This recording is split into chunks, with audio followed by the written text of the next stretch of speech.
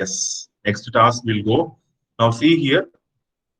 Plot the data with a solid line and circular markers of size 10 and marker fill color of green. So I'm going to use the same thing, but I'm going to fill the marker with green color. That should be very attractive to see. So marker face color, there is a property, and I'm going to fill that with G.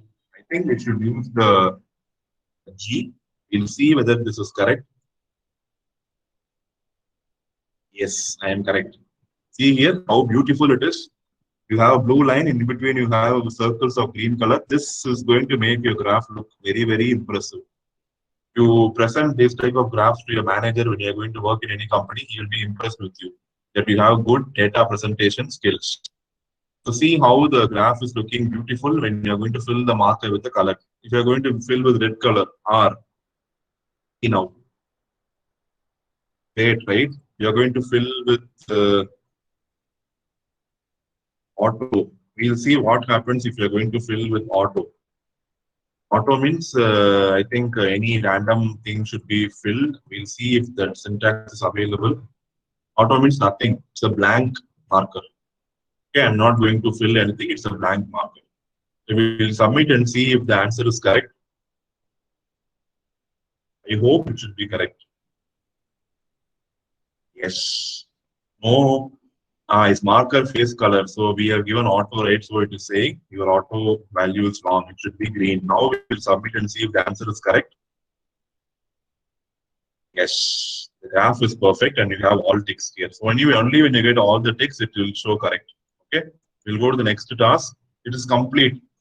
So now you can use everything together. So you can use marker edge color. The marker face color we have seen. There is something called marker edge color. So what is the edge color of the marker? Marker edge color. So if I give red, you can clearly see the difference here. You're able to see the circumference is red in color and inside you have green. If I give blue, circumference is blue in color and inside you have green. Okay, so this is how you can play with the plots and you can use different colors and make your plots visually pleasing to whoever you are going to present these graphs. You can make sure that whatever graph you are going to plot is going to be pleasing to the people and it is going to convey the maximum information to the end user. I hope this is clear how to change the marker color and size and face property. We'll go to the next section. We have the much awaited quiz. Yes, I want your answer. You can specify only a single property name value pair per plot command. So in plot, you have x comma y. They are saying only one plot x comma y you can give for the plot command. It is true or false. Only one name property, only one property name value. For example, only marker color you can give. Only marker edge color you can give. That is what they are mentioning here. So what is the answer? Type in the chat box. False. We'll execute false and see. Good. The answer is false because we have seen the example, right? We have mentioned different properties. We have given marker face color, marker edge color. We have given the marker size.